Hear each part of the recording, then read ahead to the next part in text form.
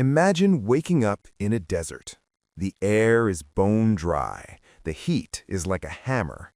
But then you step through a gate. Suddenly, the temperature drops 10 degrees. You are standing in the shade of 1,000 date palms. This is not a dream. This is the kingdom of the two gardens. This man didn't just have wealth, he had a private paradise. To his left, rows of grapevines stretched as far as he could see. To his right, another massive orchard bowed with the weight of ripe fruit. The scent of figs was so thick you could almost taste it. In the middle of it all, a river roared. Not a trickle, a deep, gushing vein of water that never ran dry.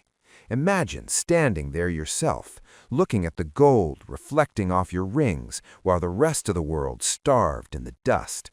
You would feel untouchable, wouldn't you? Most people think the hardest test is being poor. They are wrong. The real test is having everything. When life is this perfect, you start to believe a lie. You start to think you are the one who built the sun and the rain. This man looked at his trees and didn't see a gift. He saw his own power. He felt like a god. But he was about to make a choice that changed everything. And what he said next, it was the beginning of the end. The owner didn't just walk. He marched. Every step he took on his soil felt like a victory. Beside him walked a friend, a man with nothing. Look at their feet. The friend's sandals are cracked and covered in gray dust. The owner's boots are made of soft, imported silk. They don't even touch the dirt. The owner stops. He points a gold-covered finger at the horizon. He doesn't say, "Look at what God gave me." He says, "I am wealthier than you. My tribe is stronger than yours." Do you hear the shift? He stopped talking about his things and started talking about his soul. He truly believed he was better. He felt bigger, taller, and more important than the man next to him. He took up all the space in the path. He wanted his friend to feel small. He wanted him to feel like a failure. But here is the trap. When you start to believe you are the source of your own luck, you become blind. You forget that everything you have is just a loan. The owner looked at his friend with pure disgust. He was about to say something that should never be said. It was a sentence that would trigger a disaster. Are you ready to hear the words that ruined him? The owner stepped into the center of his garden. He didn't just walk, he owned the air. He reached out and slapped the trunk of a massive tree. It felt like solid iron. He looked at the miles of green leaves and the heavy fruit. To him, it looked unbreakable. He turned to his friend and said the words that sealed his fate. He said, "I don't think this will ever die." Think about that. He looked at a living thing and thought it was immortal. He wasn't just proud, he was delusional. He looked at the sky and gave a dismissive wave. He didn't believe in a day of judgment anymore. Why would he? His belly was full, his pockets were heavy. He told his friend, "Even if there is an afterlife, I'll get something even better there." He thought his money was a sign that God liked him more than anyone else. But he made a fatal mistake. He confused a loan for a gift. He thought the party would never end. Have you ever felt that way? Like the good times would last forever? This was the exact moment the trap snapped shut. He didn't know it yet, but the clock had just started ticking. And the sound of that clock, it was the sound of a coming fire. The owner was still laughing, but his friend didn't smile.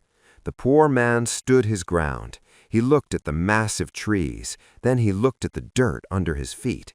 He reached down and picked up a handful of dry, gray dust.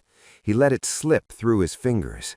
His voice was quiet, but it cut through the owner's pride like a knife. He asked one simple question. Do you really disbelieve in the one who created you? He reminded the owner of a cold, hard truth. You didn't start as a king. You started as a drop of fluid. You started as a handful of clay. You were made of the same dirt as this garden. The friend gave him the secret code to keep his wealth. He told him, When you walked in here, why didn't you say, 'It is as God willed. There is no power except through Him'?" That was the antidote. Those few words would have saved everything. But the owner didn't want to say them. To say those words, he had to admit he wasn't the boss. He had to admit he was just a guest. Have you ever been too proud to say thank you? The silence that followed was heavy. The wind picked up, blowing more dust on the owner's silk clothes. The warning was given. The chance to turn back was right there on the table. But the owner just turned away. He didn't know that the sky was already beginning to change. Something was coming from above, and it wasn't rain. The sun went down. The owner went to bed. He slept the deep sleep of a man who thinks he owns the future. But while he dreamed of more gold, the sky began to change. There was no giant explosion. There was no army at the gates. Instead, something invisible moved through the trees. A freezing wind began to howl. It didn't just blow, it hunted. In the dark, the wood began to scream. Snap, crack. The heavy trellises, the ones that held the weight of 1,000 grapes, simply gave way.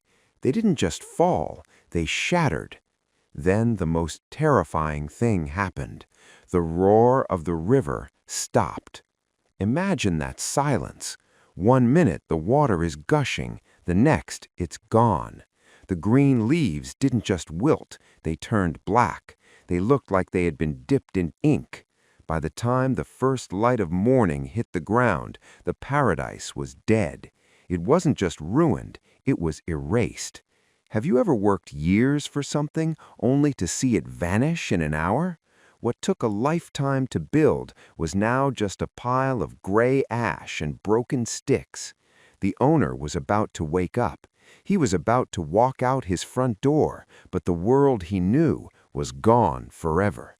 Wait until you see his face when he opens his eyes. The sun came up, but the garden didn't wake up. The owner stepped outside, stretching his arms. He expected to hear the birds. He expected the smell of fresh grapes. Instead, there was only a flat, gray silence. He took one step forward. Crunch. The vibrant green grass was gone. It was replaced by dry, black ash. He started to run. He pushed through the gate, but there was nothing to push. The heavy trellises had snapped like toothpicks.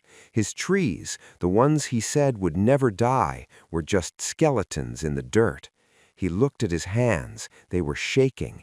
He gripped them together, wringing them until his knuckles turned white. All that gold, all those workers, all that power he bragged about, none of it could bring back a single leaf. He was alone.